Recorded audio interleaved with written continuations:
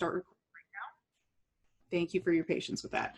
All right, so in addition to the element of pressure opportunity, we need to make sure that it's not so easy for them to cheat. So we do need to work on ways to reduce the opportunity so that there are barriers to minimize cheating. Again, we can't focus only on this because there will always be countermeasures to just about any measure that we can think of, but we do still need to not make it so easy that anybody can cheat. And then finally, rationalization. If students are justifying, working together on an exam as collaboration versus cheating, they're justifying it to themselves in some way, shape, or form. Or if the reward for cheating, such as a good grade, is greater to them than the potential risk, then that also will make it easy for them to rationalize. But if they're not realizing, for example, that by making the choice to cheat, that they're sacrificing not only their own knowledge and understanding of things that they're going to have to apply and be expected to apply as professionals, but also the reputation among their colleagues who they're going to be working with, which might, impact their ability to make a decent living later on, then they're not seeing it as necessarily having a great risk. So we need to make sure that that is very clear to them. So when looking at best practices and in the research and looking across multiple universities and in multiple sources, again, I have to reiterate that it is impossible to prevent all cheating. If we try to do a zero-sum game, we're always going to lose. So we need to think about this in terms of how can we make the best impact with best practices. And this is also not a short-term game just in terms of the online education. Online education is only making it more apparent some issues that have been there for a very long time in terms of this, this framework of academic misconduct. So we want to be thinking about it in terms of how can we improve our culture of integrity over the long haul as well. But any solutions that we're going to use need to include the following things. It needs to be the highest standards of academic integrity and ethics, which is why asking students to do something illegal in another country is not a high, something we want to be promoting. It has to be reasonably easy to use by faculty. And I can't tell you what's going to be easy for you because I don't always know the ins and outs of your course. You're going to have to decide that to a certain extent, but there are going to be things that are pretty easy to implement, just take maybe a little more time. And then it also has to be reasonably easy to use by students, especially considering that we don't know necessarily all of their contexts, as well as the privacy and accessibility laws internationally, their technological access internationally, including potentially slow internet access, and making sure that we're combining the strategies to deal with pressure, opportunity, and rationalization. Dealing with one is not going to be enough. So dealing solely with opportunity is not going to be enough if we're not dealing with rationalization and pressure as well. So again, not all these strategies work in all classes. You need to decide. But also the other thing is that as I was going through this, I was very pleased to note that I have heard many of the strategies I found already being implemented in some way, shape, or form. So for some of you, this is going to be just reinforcing what you already did and learning from it, tweaking from it, maybe adding a few more things. Or adding a little bit more clarity in how you discuss it in class, for example. But really, we're working on a larger shift in the department as well as the university. And I say at the university as well because I have asked to be lead for the Academic Integrity Working Group for the Okanagan campus. So some of these things we're going to be taking and trying to implement from an Okanagan campus perspective, as well as in collaboration with Vancouver. So you're probably going to see some things coming down the pipe from that group as well. So the three areas we're going to look at in terms of best practices: strategies to reduce rationalization, strategies to reduce opportunity, strategies to reduce pressure. So how do we reduce rationalization? It needs to be first and foremost clear and consistent communication of expectations before instances occur. That's the absolute of it. And it also needs to be across the department and across the university. Students need to hear this as a consistent message from multiple instructors, not one overly enthusiastic instructor who happens to have this as her pet project. Not that I'm the only one who talks about it, but the more people who are talking about it and they're seeing that this is a unified front from the faculty, the more we're going to be able to shift the long-term culture of the students and their expectations coming in. So this needs to be clear in communication of exactly what constitutes cheating and academic misconduct in all instances. Bringing it back to the academic calendar is absolutely necessary, but this communication also needs to happen both in writing as well as discussions in class. So they may not read the syllabus word for word from beginning to end, but when you're going through the syllabus, you want to make sure that you're discussing some of those expectations. As well as discussing the implications on professionalism, identity, and public trust, right? Whenever you can, to be reminding them of that the consequences, the risk versus the reward are more than just a grade. And what do we do beyond that? So the exact strategies we're going to talk about are clear language on the syllabus, assignment description, exams, implementation of the integrity pledge, which we're already doing, but a few notes about how to do that most effectively. And then clear and repeated discussion of expectations in class. So I'm going to be sharing with you on the next slide some example language, and this is courtesy of the Department of Psychology. So they have been very gracious through the work I've been doing on the Academic Integrity Working Group to share with us what they're using there as a first start. And we're probably going to be taking that with the Academic Integrity Working Group and developing it out into something that could be usable across campus. But you guys get the first look at it outside of the Department of Psychology to see an example of what this can look like. But it needs to be reminded in the syllabus in writing as well as preceding exams and quizzes. So exactly what in this instance will constitute collaboration, what's appropriate for collaboration, when does it cross the line into cheating? And so this may differ if, say, somebody has a take-home exam or someone has an in-class exam, but when they go in and we want to make sure that if they decide they're going to cheat, that they know exactly that they are cheating, because this has been clearly stated that this is not appropriate or what is appropriate. So the language, for example, this is one, because I'm not going to go through every single section of the language, but I can certainly share it with you. I have permission to do that. Is for academic integrity examination policies for closed book exams. So this language could go both in a syllabus and in front of an exam, or either or. I would suggest if it's going to be the syllabus, it needs to also be before the exam as well. But the examinations in this course are all closed books, so you're not permitted to access any of the course materials, including your notes, during the exam. You're not to use any search engines or other programs except for the program required to complete the exam, nor are you to communicate with anyone. You're to work independently. If you violate these conditions, you have engaged in academic misconduct and will be subject to the consequences articulated in the academic integrity section. And this is where you can include a link to the section in your calendar or in the calendar or your syllabus, depending on where this goes. Communication with other students, written, verbal, text is not permitted and will also constitute academic misconduct. So when students read this, that is clear to them what is and isn't what are and are not the boundaries surrounding that. In addition to that, including the Academic Integrity Pledge, which has been widely distributed before this. I know many, if not all of you, are using that in some way, shape, or form.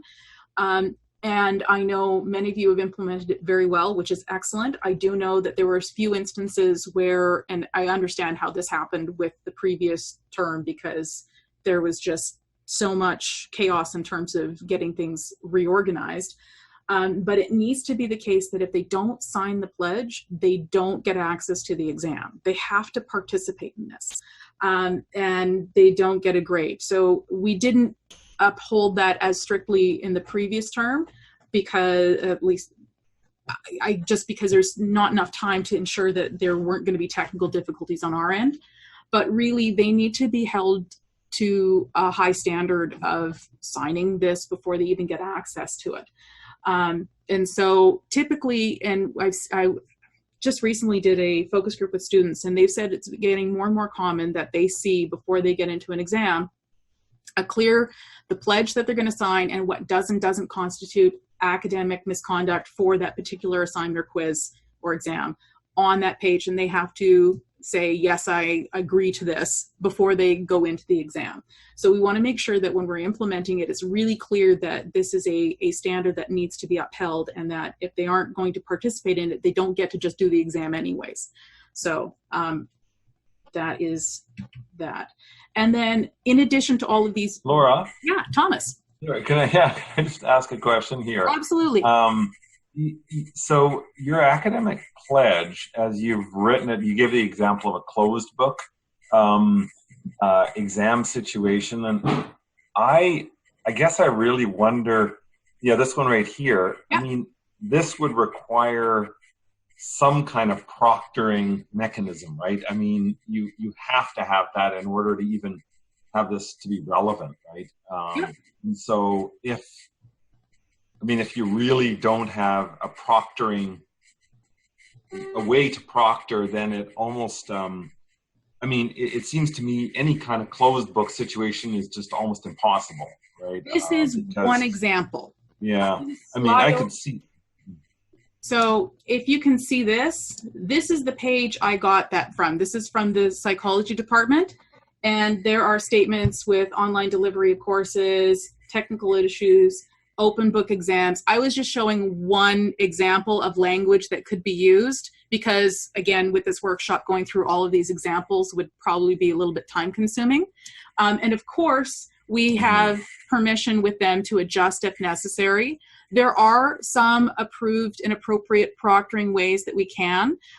In some cases, if we can't necessarily enforce it, even stating it is going to give students pause in terms of they recognize that they have a conscience, that it's not necessarily going to be appropriate for them to do it, and they can't justify it as collaborating because this is clearly stated.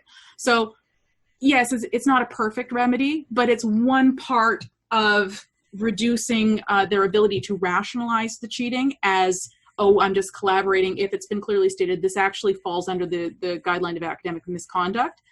There may be some teeth associated with it if they are able and doing an appropriate proctoring, but if not, and that's not possible for whatever reason, then at least in some case they know that this is what they're choosing to do something, they're choosing to do something wrong, and that is a consequence for their identity. Yeah, I think for online, if you don't have any proctoring mechanism, then it is open book, and then you're right, the communication that it's independent and not to be collaborative. Just as you say, you're putting that out there so that you're sending that message. I think that is important, and I think that would be appropriate for that. Absolutely. And in fact, what you are suggesting and you're talking about also kind of leads into the next point I want to talk about, which is making sure that there are clear and repeated discussions in class, not just written in these exams, because it's one thing for them to see it written as a formal policy. It's another thing to hear, us as faculty members and professors saying why we believe this is important. For example, hearing somebody just the other day talk about how, they went to school with people who they knew were cheating and they don't want to, they know, and now that they're professionals, don't want to work with these people. And that reputation continues because they know that they were going down that path. And that's a long-term thinking. Not everybody is going to be able to appreciate that and act with that. But for some, it's definitely a deterrent. And so we want to make sure that when we're have the syllabus language at the beginning of the course, the overall expectations and the discussion of what academic integrity is and how that relates to professionalism and their reputation is made clear. It does not have to be long, does not have to be a half-hour, monologue on it, but it should be stated then. And then it's not a surprise when each assignment is coming due or quiz is coming up, there's a reminder about what is and isn't allowed in terms of academic misconduct. So if they're hearing that clearly, the clear expectations in one class, and they're seeing a theme of this in multiple classes, it is going to make it easier for students to buy in over the long term as well, because this is a clear cultural shift that's going on. So yeah, clear message, consistent message across the faculty. Yeah. Laura, just as a follow-up, we also need to show students the consequence of not following this, not just showing them that, okay, there are consequences, but show them examples of students who did it and they paid the price for doing it. Yes, I agree to a certain extent. I really want to keep focused in on creating an integrity culture, rather than focusing too much on the stick. They know the stick is there. We can, of course, let them know that there are consequences for this, for their actions. Um, but if we focus first on promoting the integrity culture and less about, it's like nobody wants to be finger wagged at, right? And so it's like, here's the expectation. Here's what we expect you to do. Here's what we expect you to be as professionals. Yes, if we catch you, there are going to be consequences. But if we don't catch you, there's still going to be consequences that you're pulling upon yourself, right? So, it's we and the other thing is if we focus too much on the stick, it's also a losing battle, because then rather than educators, we become a bit of policing, which is not what anybody wants to do. Yeah, I know I'm we not still have saying. to do it, but we don't want to like focus on that as much. Yeah, I'm not saying that in every class I go to in the first day, basically, I will be talking about what you just mentioned here, and there will be consequence. I'm not gonna go into the consequence. Yeah. But as a school, we have to have a website or like a web page or something that would show previous cases, just to let students know that we're not just talking the talk, but we're gonna walk the walk if we need to. The cases are an issue just in one sense in terms of privacy, so we can't necessarily talk about specific students. However, if you're wanting some good put yourself to sleep reading, there is on the Senate websites the end of year reports for the academic misconduct cases, which are written very generally, and I think they've even removed gender markers to make it clear, but here was the situation and here was the consequence, and here was the right. Here's the and that should be enough. Yeah, and we have access to that via the Senate, is what's gone through and made it to the president. So actually, maybe I'll write that down as providing a link to that for anybody who wants to pull from that.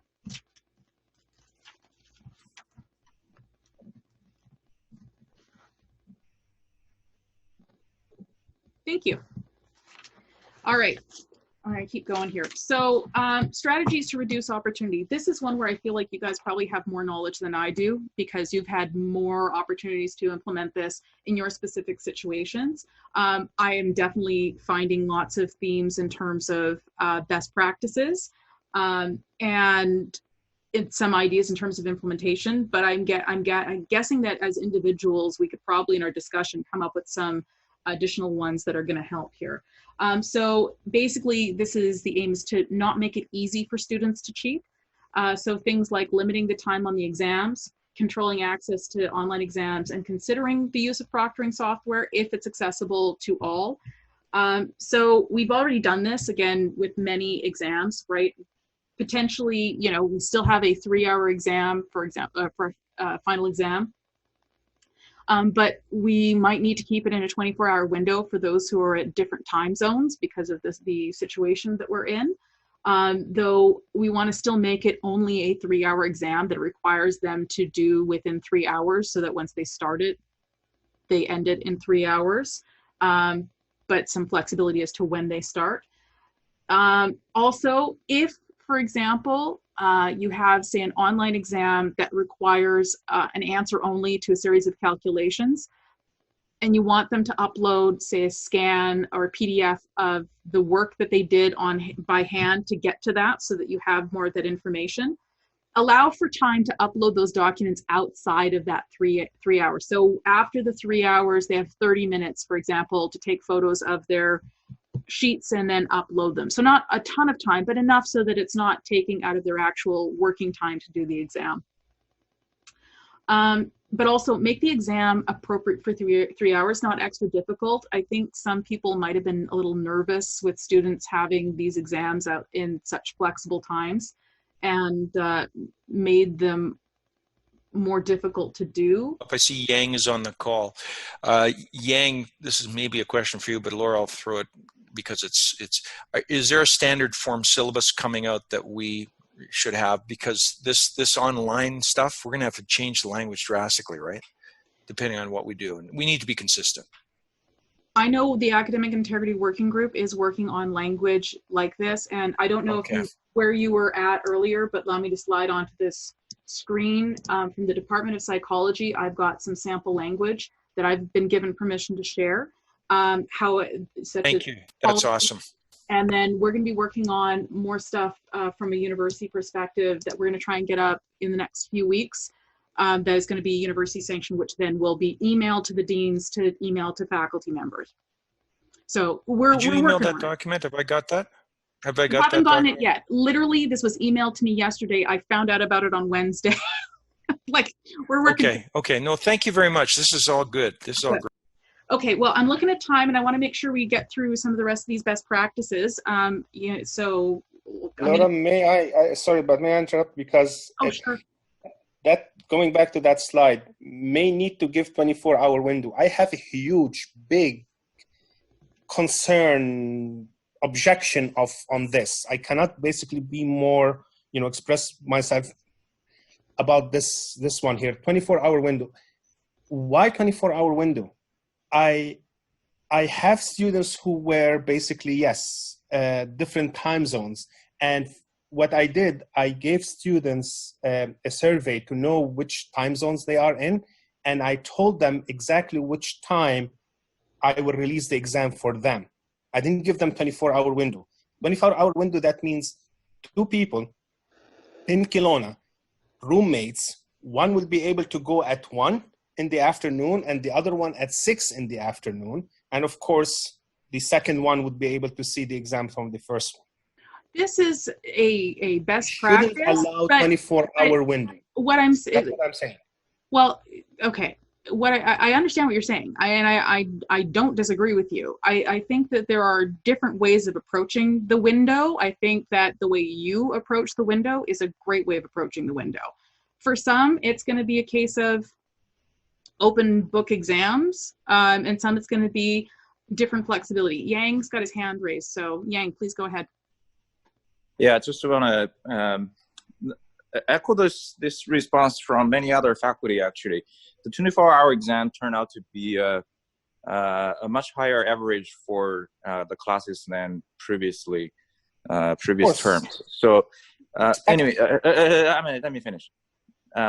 So I think the 24-hour was sort of a special consideration last term.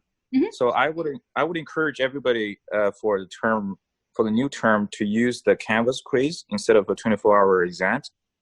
And the Canvas quiz turned out to be more stable, robust than the 24-hour exam. How about this? We'll have different times for different time zones. Especially for the final exam, it is a formal exam. Just like in regular days, we cannot allow students to write exams at different times unless they have a special permission and they go through a special process. We shouldn't allow them, and we shouldn't allow instructors to give the opportunity or the chance to students to basically write the exams whenever they want within a window of hours.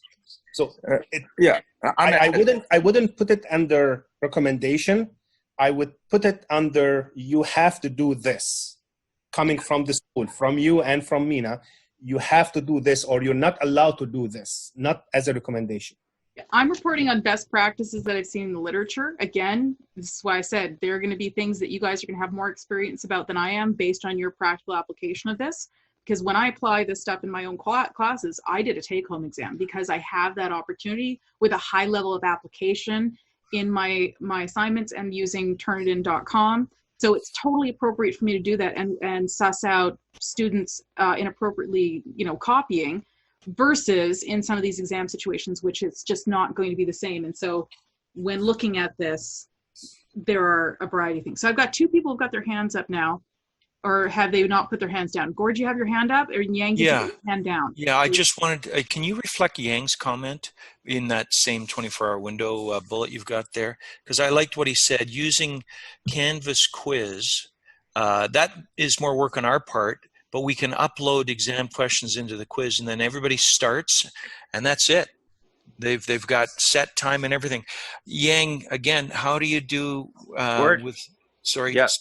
DRC certified students? What do you do there? For the time zone, I think it still needs to be a consideration. You can certainly do a survey to get a sense of how many people in the different time zone who needs a different time zone exam. So you might have to come up with two different exams for different time slots. But the Canvas quiz, the good thing is you can change the numbers, right? So it's not a fixed question. So that's the advantage of the Canvas quiz. Okay, but how do you allow for DRC, like the 1.5 or factor 2 or whatever? There are ways, Gord. Probably I could sit with you at a later time and show it to you. Well, and once I get through the basics of this and we're closer to the end of time, that we can bring that back up again. Okay, thanks. Yeah. Laura, another thing I want to emphasize, I mean, the applied science is not going to impose specific for the type exam for faculty. I mean, 24-hour exam is still a format. If you design it well enough, it's probably a good for your course, right? But it's a general observation, I guess, 24-hour exam has yielded much higher average, and there are concerns over there. Absolutely. Absolutely. Again, reporting on best practices, not necessarily all going to be appropriate in all situations. That's why it says may. So yeah, it's, definitely something that needs to be addressed in terms of those problems that have been articulated already. Excellent. All right. The other thing that we want to include with the time limit is making sure that there is a policy in place on anticipating typical issues that students are going to articulate, such as slow internet access, software issues, etc. I do have sample language. I'm not going to go through it right this minute because, again, I think that'll probably eat up a bunch of time. But as I said, with that sheet from Department of Psychology, there is some starter language that we can be working on, and we're going to be probably distributing at a university level as well. We want to also be thinking about controlling students' access to online exams. So in addition to having some flexibility, the time limit helps to this control. And there should be some flexibility for internet connection issues and software issues, like 15 to 20 minutes, but not too much. So we don't want to go overboard because we want to still maintain some of the constraints of the time limits.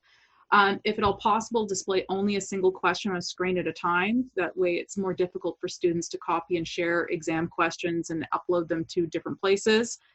And again, a lot of people are starting this already, having a bank of questions so that students aren't going to be answering the same question in each version of the exam, and it's going to be in different orders. So varying the order makes it difficult for them to cheat as well. Also, they can't return to a question that they have completed already. That prevents them going back and copying that question down later. And of course, they're only allowed to access the online exam once. So that once they're done, they can't go back in and re-access things. So these are some of the things I found as best practices in terms of controlling access. And then considering the use of proctoring software if it's accessible to all. So as I mentioned, some of the problems before about things with VPN, but we can be using Collaborate Ultra and the Collaborate quizzes and Canvas quizzes there. As well, Zoom, because it is being supported by UBC, may be an option. But when you're having students do these kinds of proctored exams, I was talking to the student focus group on Wednesday afternoon, and some were required to show a photo of their ID and some were required to show it live. And they're like, why do we have to show it live, not in a photo? And I said, because Photoshop. So want to make sure you do that. Yang, you put your hand up again? Or Gord, is your hand still up or is that from previous? Yeah. Laura, just on the issue of using Zoom for invigilation, I personally support that, but I have heard some concerns about privacy because, when you in the Zoom, everybody can see the video. So when students show the student ID, it can be seen by other students. So there are concerns about that privacy issue. Yes, absolutely.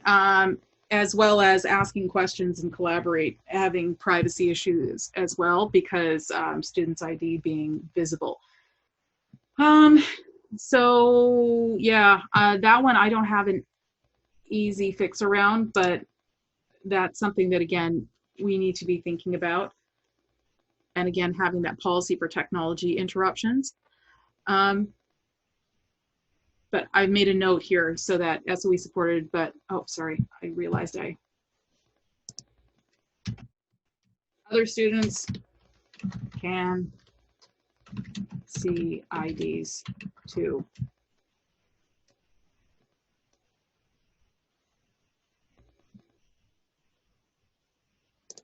Okay, great. I'm loving all this feedback. All right, so in addition to reducing opportunity and rationalization, it's also thinking about reducing the pressure on students. As I mentioned before, students' anxiety is already heightened, and online education is already going to heighten this more. And we want to make sure that we aren't pressuring students to make up for the downsides of an already challenging teaching situation. We have to think about both faculty ease as well as student ease, because if we put too much pressure on students, it's just going to exacerbate the problem of academic misconduct out of sheer desperation. Now, that's definitely not how all students operate, but we can be preventing several from needing to cheat because we're reducing the pressure. So strategies we want to be thinking about are making sure that we have appropriate expectations of a 3-credit course, that there is appropriate translation of synchronous versus asynchronous time, the use of more low-stakes assignments with a note of caution, and a variety of assignments in the course, and including policies for potential of flexible grade weighting, as well as encouraging a culture of collaboration.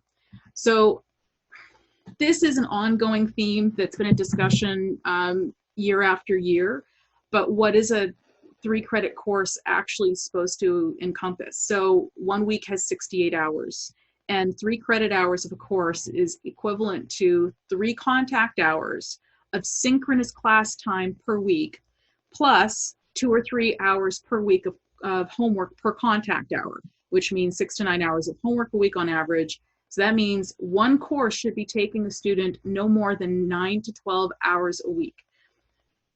Students who are taking 5 courses this means that at minimum they're doing 45 hours a week to 60 hours a week. And I haven't even included labs and tutorials at this point in time. And this doesn't take into account the fact that weaker students may take longer with their homework in some classes and others. So this is more than full-time hours already. And we have to account for the fact that students, again, have other obligations: sleep, eat, work, family, socializing, exercise, as a part of their life in general.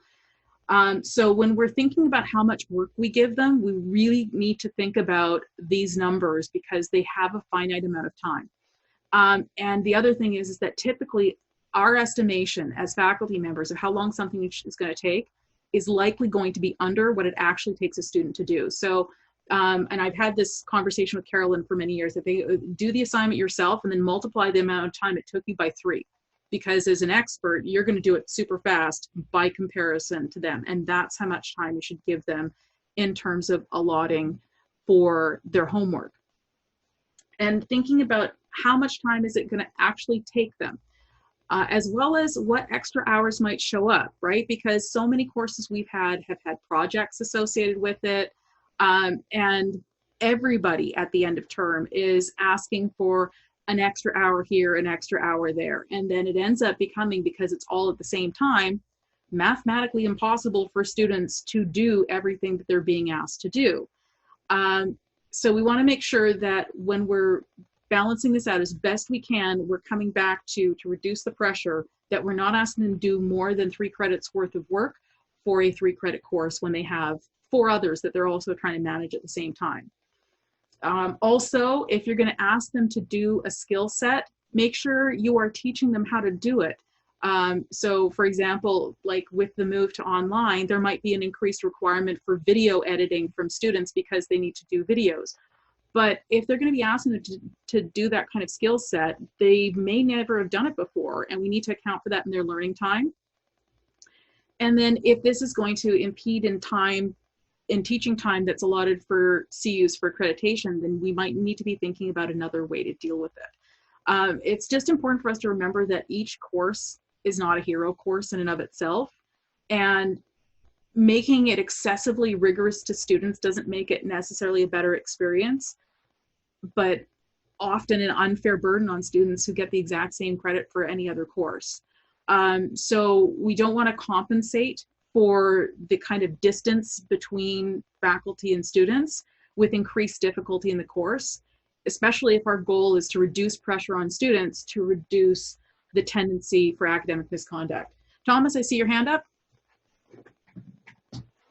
Yeah, Laura, I mean, I think this is a really a great point that we do need to reflect on collectively, because I think my experience since I've been to the school is, even in my own delivery of courses, is the more clear you are on those objectives and learning outcomes and getting very, very clear about that, then you can be more focused on just getting that message across. And I think I think students are overloaded. I hear it. It's a survival strategy, and so that puts pressure, and that means that propagates the whole idea of you know, a cheating or how do I get through this as fast as I can and best I can. And it's about survival, and it's less about learning. And I think this is really important. Absolutely, 110%. When I was doing my PhD research on empathy, and this might seem like a diversion, but what I found from students who were having difficulties engaging and empathizing with the client and focusing in on the actual purpose of the assignment is because they were distracted. And they were distracted by overload in a variety of areas. And this actually brings me up to some of these other invisible time requirements that we need to be thinking about, right? Technology, download, setup, sign-ins, malfunctions, that eats their time. And especially now that we're putting them in an online situation, we don't want to increase the rigor so much that all of a sudden the smallest malfunction in technology throws them into an anxiety tailspin. Sometimes, not all the time, but occasionally flipped classroom strategies aren't considered as the time allotment. I'm not sure how cognizant people have been of this now. I know in previous it's like, oh, we're going to spend you know, our 80-minute class doing in-class exercise and require them to watch a 20-minute video ahead of time, but it wasn't really calculated as to how much time. And so students were getting a lot of requests to do pre-work that didn't fall into the 9 to 12 hour a week allotment. But I don't know about you guys, team conflicts and inefficiencies. This one's shown up in my research. This one's shown up in my regular situations. And I suspect that with the online situation, it's going to be exacerbated for time as well. Any additional out-of-class time, exams, projects that are not counted in the contact hours, that could be an invisible time requirement. And then that difference between synchronous delivery and asynchronous delivery of content. We've had this discussion before, but I just want to repeat it again in terms of reducing pressure on students, because the 3 contact hours is intended as a synchronous class time, right? You go into the classroom, you deal with them in that time, real time, and there's only so much you can do. I'm kind of moving to the next point. So before I get there, I just want to show you guys or let you know that there are some websites that have overall time required for a course calculators. This one is from Wake Forest University, so that when I post the slides, you can have a link to it. It's a little bit humanities focused, but I know that they're working to get a more science focused one as well available, but it can give you perspective as to how much time some of these things can take students. But when it comes to appropriate translation of synchronous versus asynchronous time, so in that synchronous time in class, we have interruptions and questions. We have technology issues. We can see if students are understanding what we're talking about, and if we're seeing a bunch of question marks over the head, we can switch strategies or, you know, re-explain. And there's time for individual and group activities, perhaps, where you can, you know, say, okay, go talk with a couple of people what you think about this, and then we'll come back and move forward on this. but that doesn't translate to 3 hours a week of asynchronous videos. And from the conversations I've had with people so far, most people seem to get this, but you know, just to be clear, to make sure we're not overburdening students, 2 times a week of 80-minute classes is 180 minutes. And then you want to basically, I would say, break that down in half. And the equivalent would be about 80 minutes for the week, broken down at about 10 to 15 minute videos. You want to keep the videos short so that they're digestible. And then with 50-minute classes, I would say break it down in half again. Personally, I lean towards more synchronous availability, but there are going to be things that, you know, I know for a fact that students are going to ask me multiple questions about in my class, that I have an asynchronous video available to them, like classical argument structure, so that I can have that available to them to use as a study aid, but it doesn't prevent me from talking about it live in class to make sure that they know it. But that's how I teach. I know that the department is encouraging synchronous wherever possible, but it also we also have to acknowledge that synchronous isn't possible for everybody. And there are going to be some students that, you know, they're in Malaysia, for example, and there's an 8-hour time difference. And there is no way these students are going to be able to, on a regular basis, completely flip their schedule and show up at 3 in the morning for a class. So Right. What I do to make up for that is I record my synchronous lectures, but then when they're a recorded synchronous lecture, it accounts for the content in terms of the amount of interruptions and questions. And then I'll have some more of the short concentrated videos on key issues that are, you know, more manageable time frames. And you're talking about doing purely asynchronous. The challenge is that when you're doing asynchronous, you are so focused and concentrated on presenting your content. It is dense content in that information versus in a synchronous video, I will be talking to students and asking them in the chat, okay, do you understand this? Do you have any questions? Okay, so-and-so has a question. Here, let me address that. So I'm not going through the information as intensely as I would be if it was in an asynchronous video. So it's not just about the translation to video, it's about the intensity of the treatment of the information. Carolyn, you have your hand up. You want to add to that? Yeah, could I jump in there? Because I'm teaching a class right now, and I think one of the reasons for the 10 minutes or whatever it is, it doesn't have to be exactly 10, but I think the idea is that each video is focusing on one specific concept or topic, so that so I divide the class into lessons, and each lesson is on a very specific topic. So that topic has its own video.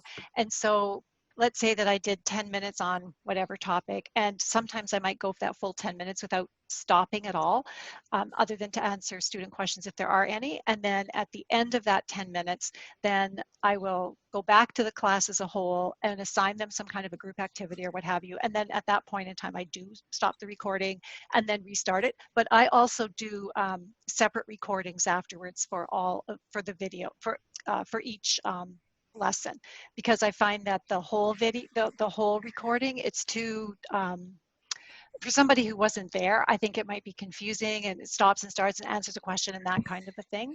So that's how I do it. You're giving, in effect, 2 complete lectures on the same lecture. Is that what I'm hearing, Carolyn? You do it once with them live, yeah. And then you do it a second time? Yes, but just when I do it the second time, it doesn't take as many minutes because there are no interruptions. And if there was an activity during the lecture, when I'm doing it for my, like when I'm doing it to put it into my module, then if I would say, okay, now the students did an activity, blah, blah, blah, they decided blah, blah, blah, whatever. I sort of describe it and then I just keep on going. So it doesn't take the same amount of time. Gotcha. Okay, thanks. Sure. But I think that 10-minute thing is topic related. I think that's a big part of it. Yeah, absolutely. Breaks in between topics, and also giving them a manageable chunk that they can go back and rewatch rather than having to deal with, even if the topics were broken up clearly in an 80-minute video, then they have to kind of go back and find the places of things, and it becomes psychologically unwieldy. They see this with YouTube a lot. They, even though some videos are high quality, If they're more than 10 minutes, sometimes they won't get as many watches because people don't have time for that, but the shorter videos will get clicked on more. So that's part of it, is also just making it more appealing to students to even open. May I jump here a little bit, please? There is another consideration we have to keep in mind, is that some students may not have high-speed internet, and having a large video, that means it will take them forever to download. So having small chunks makes it easier for them to download and see it. If you are teaching synchronous, then probably you could just record the whole thing, like 50 minutes or 80 minutes. But what you could do afterwards is use Camtasia or any other software to break that video into smaller videos and upload those. I'm adding that on here as well, because I think that's an important point that needed to be put into the slides, was, yeah, the chunks for downloading. Streaming is a huge issue. That's also going to be preventative for some students to be live in the classes, even if they're available at the time, because streaming takes up a higher bandwidth. So being able to download this information themselves more easily, yeah, is definitely an important thing for us to consider. Thank you, Ahmed. Okay. Let's see here. So more things on reducing pressure. Laura, sorry, I have a question as well. I think my hands is up, but oh, I can't see. That's it. all good. That's all good. I understand that. So yeah, I have just a personal kind of experience with this issue in the previous semester. After a couple of weeks, students start to complain that even for a very small or very short, let's say, part of the lesson, they need to either watch the whole video or sometimes they give up and then just try to look to the different resources. Then they ask me to break the video to small and shorter parts, which I think that's a good idea. But at the same time, I don't really know how much I need to break it, or after that, even the file inventory for myself is going to be problematic, how I'm going to keep them, with what order I'm going to upload them. These are some challenges that I faced in the previous semester, and maybe this is the time that I ask this question: what's the suggestion for that, right? And one more thing that maybe I can add to this is when we are teaching in class, it can take 80 minutes or 50 minutes. But when we are preparing the videos ourselves for the same content, it could be just I don't know, 20 minutes video. So should we fill up the whole 80 minutes video for a single class, or what we should do? Can we just put, can we say that, okay, the whole content of the class has been uploaded in 20 minutes video, but in the synchronous sessions, we can explain, we can answer the questions and blah, blah. What's the strategy on that part? I think, okay, to answer your second question first, I think that would be probably the best way, because they need to have contact.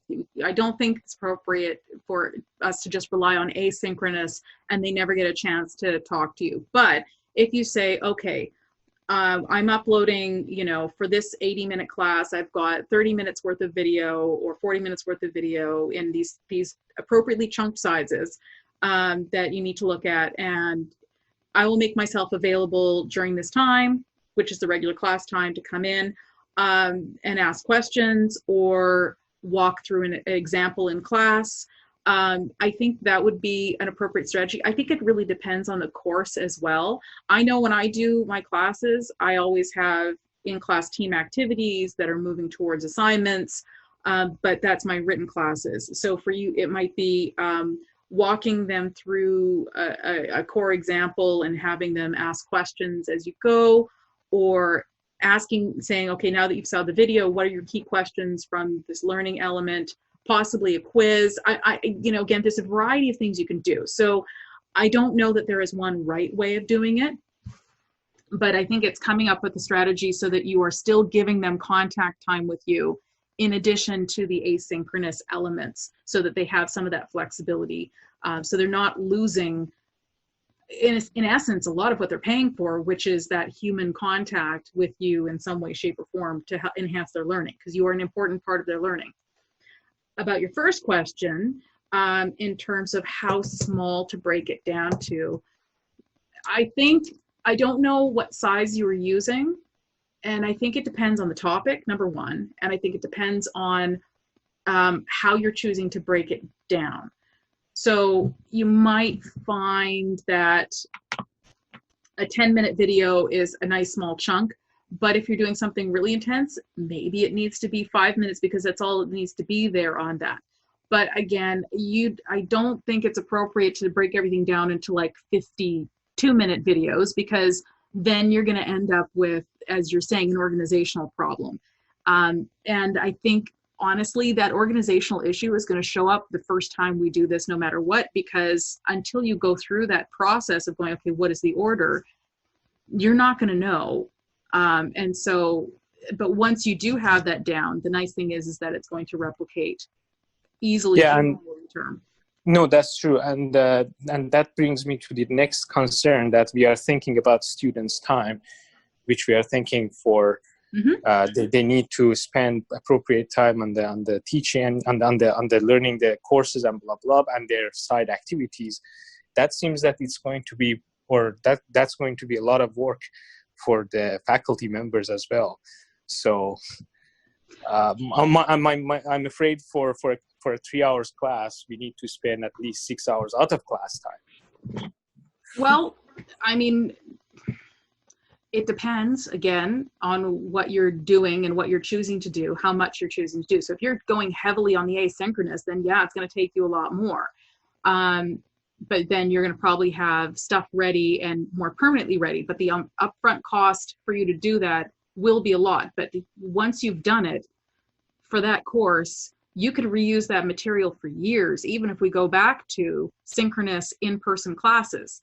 So, you know, it's not like this is a regular time consideration that you're going to have to deal with, but it is a real one. And so I think the other issue is not getting mired in perfectionism. Because again, even though we have done this for half a term once before, this is nobody's absolute area of expertise that they've done for years. And so, like teaching anything the first time, there's a learning curve to it. So there's only so much time you can put into it. And then you got to decide what the priorities are. Okay, I'm going to, you know, if you're dead set on doing a ton of asynchronous stuff, then you're committing yourself to that kind of workload. I am going to do more synchronous because I think for what I do, it's more important that we have those conversations than trying to get students to do book learning on writing.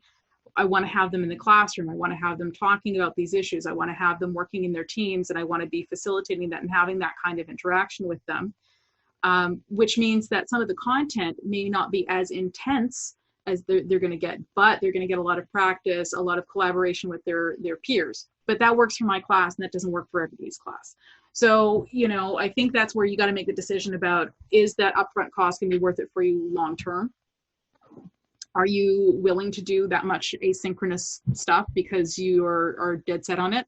Or are you going to, how are you going to blend it out, and where are you going to make your priorities?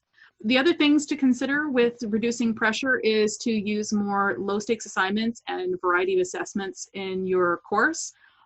So you can do shorter quizzes. I mean, ultimately this is to take pressure off of one big final exam that's going to be a lot of pressure, along with a bunch of other big final exams that students are going to get nervous about.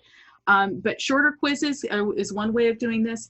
Just one note of caution, when I was talking to the students in the focus group, they were concerned about pop quizzes because for some, they didn't say which courses, and I don't need to know which courses, but there was occasionally pop quizzes where they were given 24 hours notice that they were going to be quizzed on a particular chapter or section of material in their next class. But that kind of requires that they drop everything else during that 24 hours, and it's difficult for them to plan around. And so in a high anxiety situation, possibly limiting pop quizzes so that they're not going to be surprised, especially if they have other obligations and things going on at the same time. Also, considering more application questions that test higher order thinking, and rather than just, not just, but like memorization or application of calculations, etc., if they're having to apply it to solve a problem, that can be more demonstrative of their understanding. It is harder to mark, but instead of doing a full test, having it be one question or such that they can be applying there. Whenever possible, providing early and frequent feedback, both formative and summative, so that students really get a sense of how they're doing early on. So some of these quizzes can be a good sense of, are they understanding the material, so that they have a better way of adjusting it. We often see students in midterm situations kind of freaking out because they realize they didn't know what they needed to know. And then after the midterm, they're trying to catch up. So the earlier they have a sense of how they're doing, the better they can kind of get that reality check. And then again, give students a realistic indication of how much time you're expecting them to spend. So if you've done that calculation about how much time your course is going to take them, then you want to, if you're giving them several low stakes assignments, how does that time factor in, and what are you expecting them to spend time wise? And this is to help reduce anxiety for those high performing students who will spend way too much time on even low stakes assignments. So we want to make sure that we're giving them a realistic framework of what expectation levels should be surrounding that. Other things to include would be to reduce pressure, including policies for flexible grade weighting. Again, within the bounds of your course, but possibly only counting 5 of 6 quizzes, or so many of the questions on the assignment, you'll get the grade on the best 3 out of 4, something along that line, so that students are able to focus more on the learning instead of the grade. And that if they feel like they bombed something or had a bad situation, they can still improve their grades and reduces the pressure on any one single assessment that they have. I'm pausing in case hands go up. Okay, and then my last slide before getting into the discussion element would be encouraging a culture of collaboration, and not in the sense that they're cheating and collaborating with each other, but we're focusing in on learning as the goal rather than competition or grades as the goal. Because honestly, the grades are only going to be relevant until they're done their degree. No one's going to care about their grade after the degree is done, unless they're going into grad school, and even then, it's only temporary. And so this kind of starts with us as faculty really having this collaborative conversation with them about focusing in on learning and what's going on, as well as us working together as faculty, sharing our schedules like we do at the midterms, being flexible with our schedules, so that if we know that we've got 5 classes in first year that have major assignments all happening in 1 week, that we can work together to spread it out, so we're not asking students to do inhumane amounts of work in the same small time frame. So, I mean, I've been really happy with the questions and the discussion we've had so far, but, I wanted to, and it's kind of eaten up some of the discussion time we had at the end, but I'm fine with that because, it's timely. But the last kind of 10 minutes here, what worked for you guys last term? What are you planning on doing the coming term? Are there any other issues that need to be resolved that we might be able to kind of brainstorm as a group together?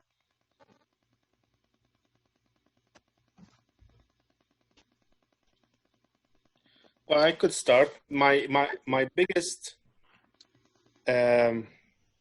worry right now, which I haven't found a solution for, is how do I guarantee that the student on the other end writing the exam is actually the student?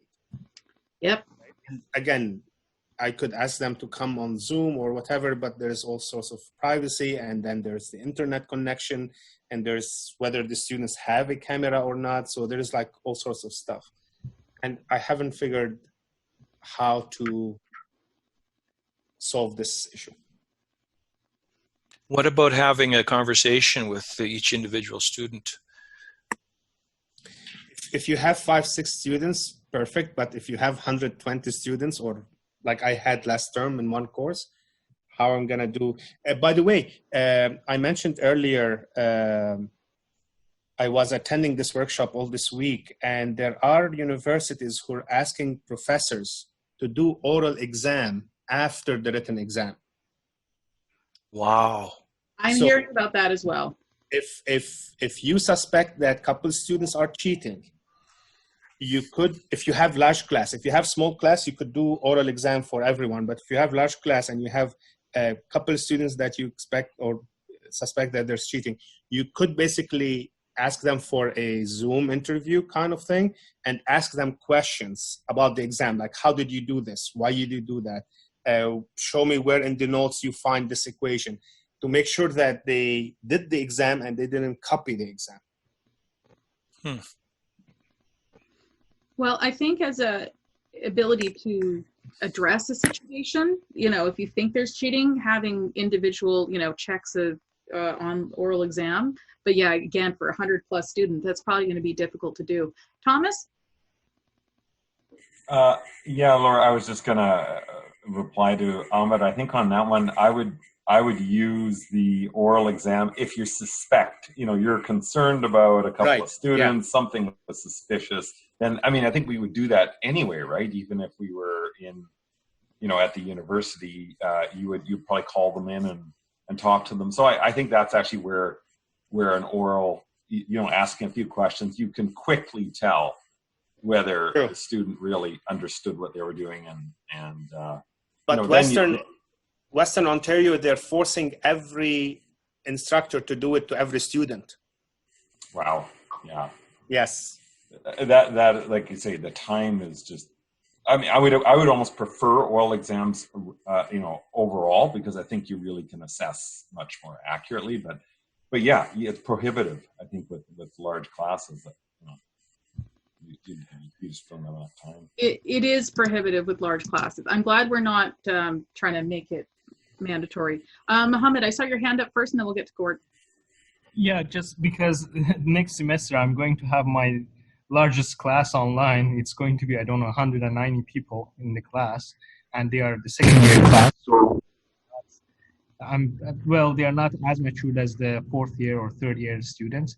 So I'm just wondering, what's the plan? What do you think what's the best practice to have the exams? Should I go one by one with them or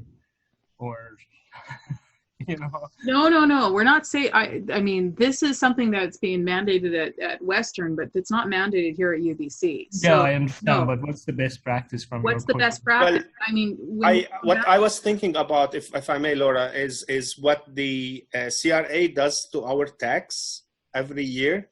They choose random people, basically, to check their tax return when we file that tax return in April.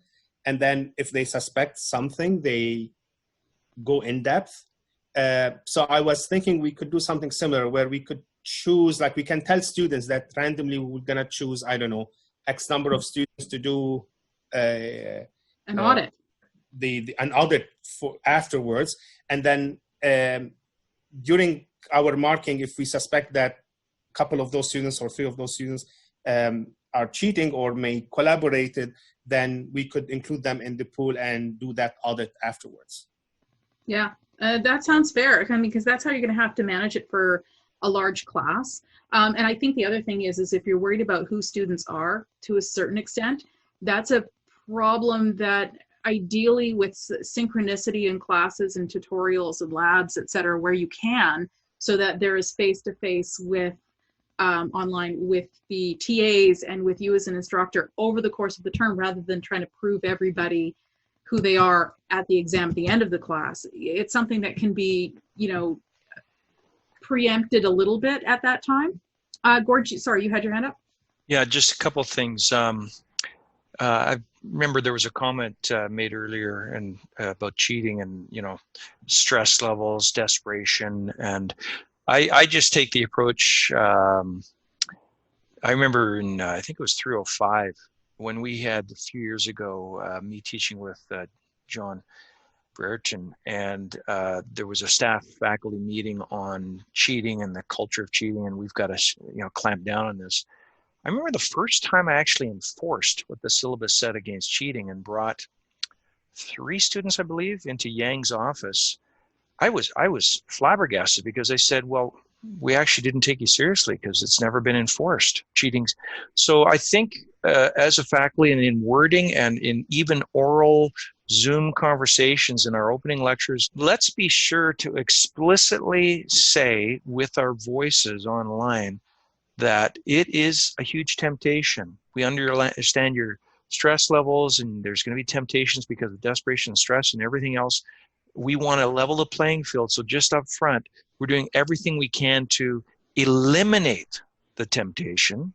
Mhm. And secondly, to prosecute those that are caught cheating. So this is not just, tongue wagging or whatever the word is, cheap talk. We're actually serious. We will enforce this. And I know, having kids the same age, once they realize if they go along with the crowd, not everybody's doing it, but if you get caught, you will be prosecuted. Then they'll take a second thought about it. Also, anything we can do to reduce the temptation. So, for example, I eliminate assignments. I've just gone to labs, term projects, and final exam. Not the same, and not everybody can do the same. But with our labs, and people do copy a lot on labs, so much for that. But getting back to the exam question and how you know it's actually them submitting or working on the exam, what about a hybrid? What if we, even with a large class, this might work, have some ability to do a roll call where the first half hour is check-in? I mean, it absolutely doesn't eliminate the possibility that they have somebody sit in and submit the exam, but at least they showed up and you have them there. What do people think about just a roll call where you flip? And this is, again, coming back to your early question, Laura, I don't even know, given wireless, but it probably would work for 99% plus of students to have just a quick 5 or 10 second video, on-screen video conversation. Okay, you're here, show me your card up to the screen, whatever, and move on. What do you think of that? Yeah, that was in the slides earlier. Absolutely. That's something that could be done. It's the only concern, and Yang had articulated that, is that other students can see that student card as well. So there's some concerns about privacy on that. But again, Is it okay? Okay, sorry, I missed what that was talking about. I was thinking, is there not some way in our technology we can have one-on-one private?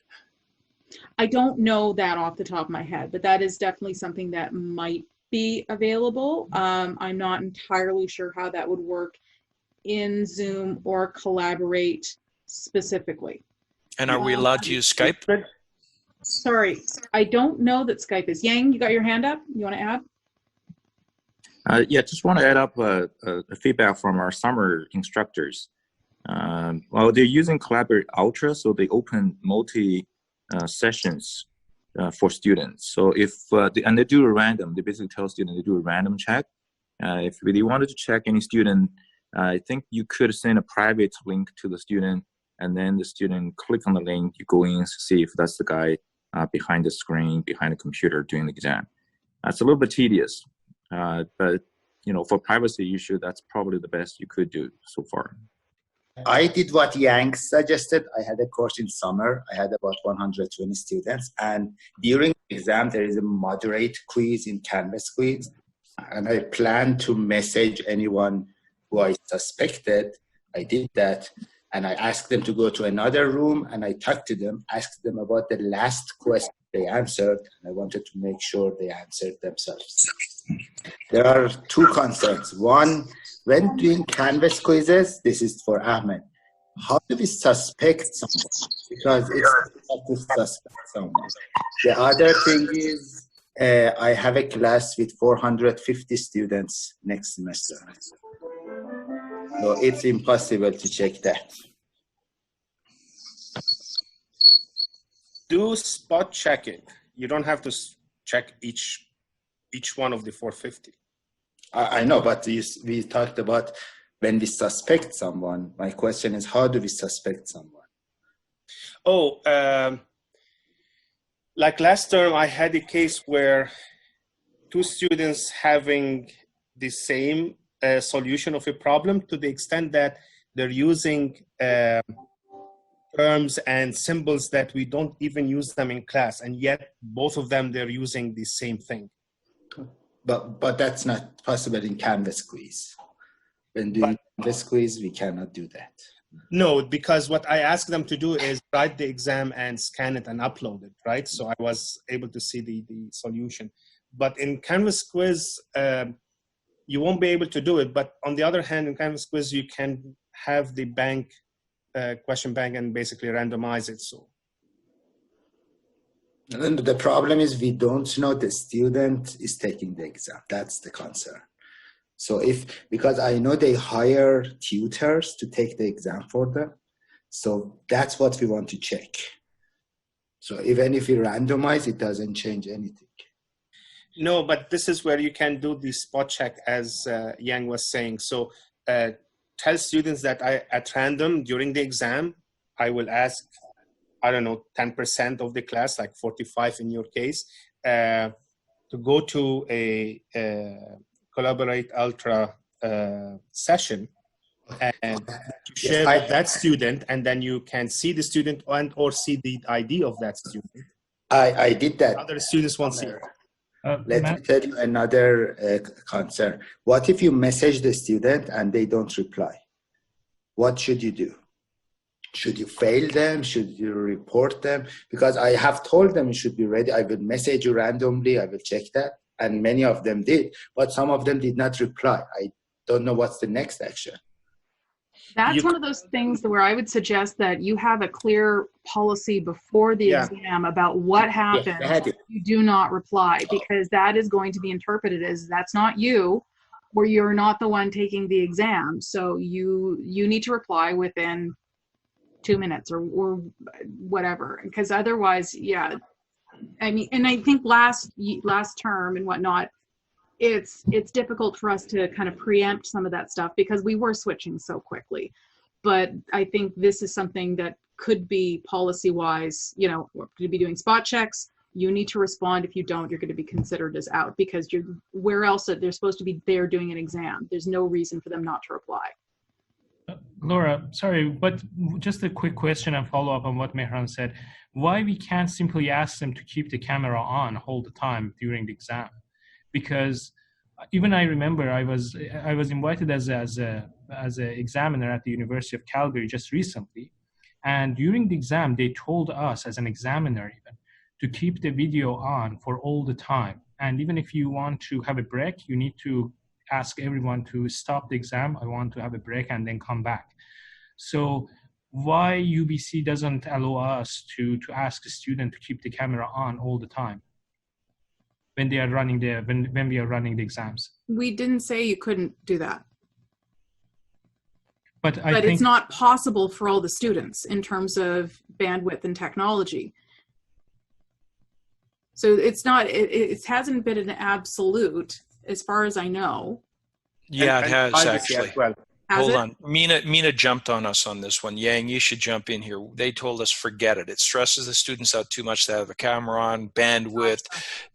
I had students running to her because somebody asked the question, will you require cameras on? I said, yeah, that's not a bad idea. Thanks for asking. Well, I never heard the end of it, so I had to bail real quick. So I think we better make that a consistent policy school-wide if we do it. I love the idea. I think it's the ultimate, but it's got to be school-wide if we do it. And it also has to consider the privacy issues and technology issues and access issues. So I don't know why Calgary is allowing that versus we are not. And maybe I can just have a follow-up to that. So because I heard at Georgia Tech, because they are offering lots of online courses. So what they do, they ask a student during the exam to turn on the camera and even record the session by themselves for the continuous, let's say 3 hours exam duration, and then submit their file as an example. Mm-hmm. Because otherwise, let's say if someone is sitting just beside me and then helping me to answer the questions, there is no way, even by random check or asking follow-up questions, there's no way that someone on the other side of the computer can understand if there is a helper for me here helping me through the exam. And the only way is just by, and this is actually, I think we can go back and then see what the other people are doing and get their experiences as well. But I think without video, there's no way about making consistency in the examiners and making sure that the person who is being examined is the person that we recommended. Yang? Laura, actually, can you double check on what Mohammed just mentioned? This might be a solution. Aside from all the technology difficulties, is there any university-wide policy that prohibiting us from doing that? If we could, the that's actually... privacy and the technology issues are the big ones, right? Students having access to it, so... But what Mohammed was saying, if the students are recording themselves, then we don't have to worry about the bandwidth. Everybody has a cell phone, so they can record themselves. And we can, they don't have to upload. We can tell them that, again, at random, we may ask to upload that file, so keep it for a week after, and then pick few students to upload that file. And what if their file got corrupted? Why they will get corrupted? They don't have to record themselves. But we just have to have it in writing. Let's just put it in the syllabus. Process and stuff. So I can look into this and bring it up to the Academic Integrity Working Group, because it's one of those things where it's like everything I've seen around it is like there are people who are for exam proctoring in a variety of different ways. The private companies are definitely bad to do this with, but there are ways of making the Zoom and university sanctioned ones potentially work. Again, whether or not that's going to be university sanctioned, I don't know that's entirely universal at this point in time, but that's definitely something I can bring to the Academic Integrity Working Group. Laura, can you ask the student focus group what their thoughts are? Because as long as it's consistent and fairly applied, I don't think the students will have a problem with it. It just has to be consistent. At this point in time, I'm not planning on running a second student focus group. It was kind of already done. What about the student executive? It would be good to bounce it off them. That's who was there. But I will, consider emailing them what they think about it. But from what I remember from the conversations, they're not that big on the proctoring. To a certain extent. I got to go back and listen to it, because literally we just had this on Wednesday and I need to re-listen to it and get it transcribed so that I can make sure that my impressions from a first hear are still accurate. Thanks for doing this, Laura. I got to go. No problem. Yeah, I have got to get going here too, because I have another meeting that's waiting on me here. Unless there's any other burning questions or issues. There's still clearly things that we need to be able to address. There's probably, I can't see how we're ever going to solve 100% of the problems to 100% satisfaction, but it's important that we have these conversations to begin with and come up with some reasonable solutions that are university sanctioned and student centric.